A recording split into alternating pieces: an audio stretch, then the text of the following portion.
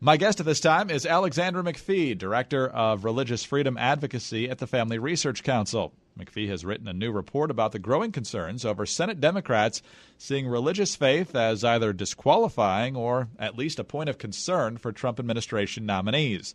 Her report is entitled Rebels Without a Clause. And Alexandra, thanks so much for being with us. Thanks, Greg.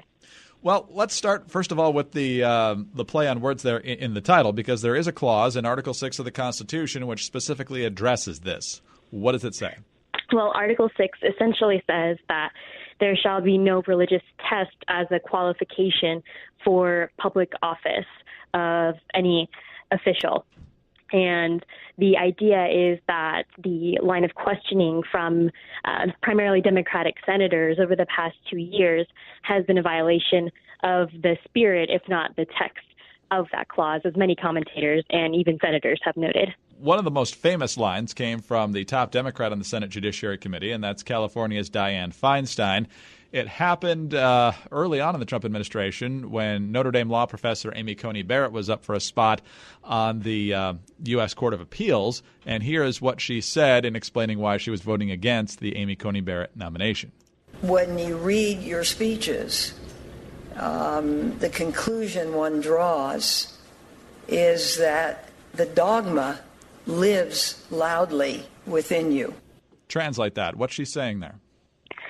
She's basically saying that she distrusts Amy Coney Barrett and her ability to be impartial because Judge Barrett basically has deeply held religious convictions. And we definitely wanted to highlight that, as well as several others that have taken place before Judge Barrett's nomination and nominations afterwards that have displayed a similar level of mistrust of a nominee's ability to be impartial, of an ability to carry out their duties because of their religious convictions that they've either expressed in a private capacity or that senators have found out about otherwise.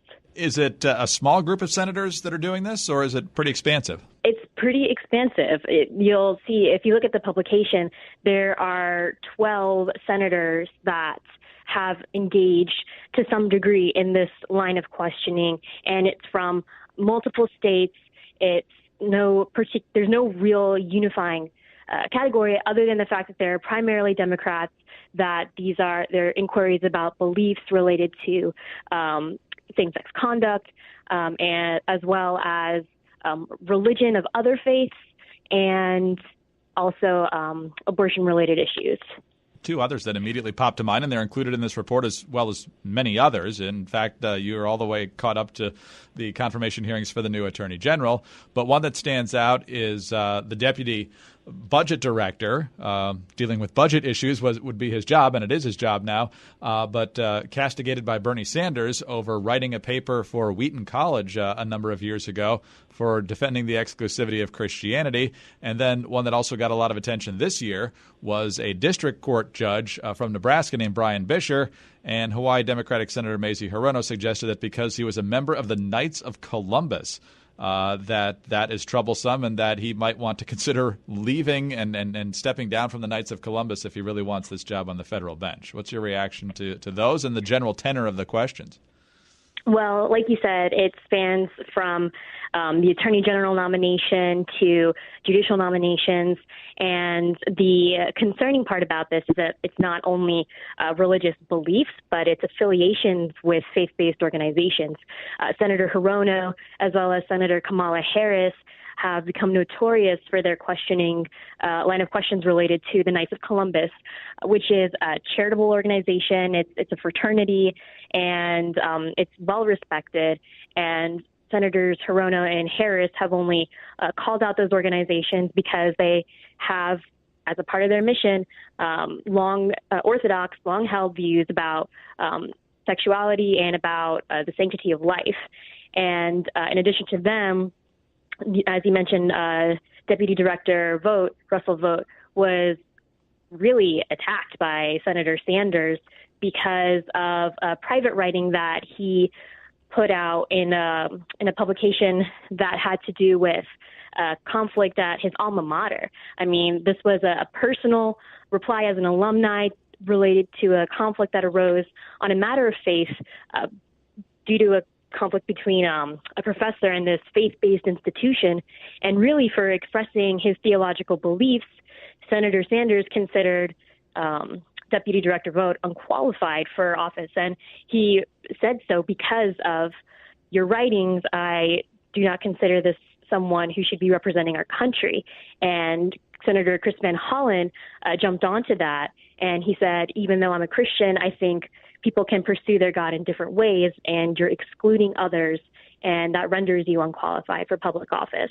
Well, let me have you respond to a couple of arguments you, I'm sure, either will get or have gotten already. And one is that those who are looking at the religious beliefs of some of these nominees are trying to make sure that they're defending the separation of church and state as it's known. In other words, that a judge would be following the Constitution rather than, say, what Catholic teaching is on a specific thing. How would you respond to that? Well, Senator Mike Lee really articulated this well, and he said the act of probing someone's beliefs, it's not just asking them whether they are able to carry out their responsibilities either as a judge or as a director of some sort in an executive organization.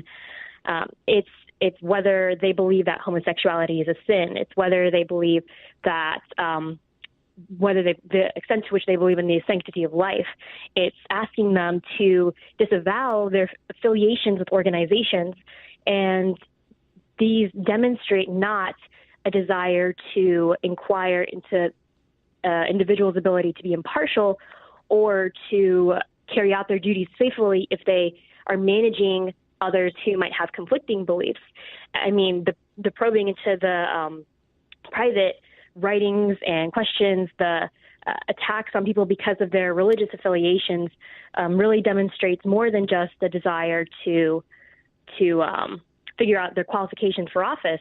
It's demonstrating a hostility towards religion. What if there was a Muslim nominee who personally thought well of Sharia law? How should that nominee be approached? Well, the only question is whether or not an individual is able to carry out their duties either as a judge or as a deputy director in the Office of Management or Budget or as Secretary of State. As long as their religion does not require them to go against their requirements of them as an official in whatever capacity, then their personal views should not be considered a qualifying factor, specifically as it relates to religion. What's the end game here? Why are Democrats so concerned that people of faith might be in positions of consequence in this administration, even if they are able, as you just mentioned, to separate or at least confirm that they will follow precedent in some cases, as well as what the Constitution dictates? Well, there are really two levels. There's the idea that they will get fleeting political gain from this by probing these nominees about their views on the sanctity of marriage, on the sanctity of life. They may be catering to some base that they think will favor them more for asking these questions. Then there's the idea that the senators, specifically with respect to judicial nominees, are trying to see how they will rule on judicial opinions. And that's not a valid way to go about determining whether someone is capable of carrying out their judicial duties. And that part of it is clearest when you look at the way in which these senators ask these questions. They first start off with precedent that a nominee has commented on and which the nominee acknowledges, both sometimes in the original statement itself and in person in confirmation hearings, is valid standing judicial precedent.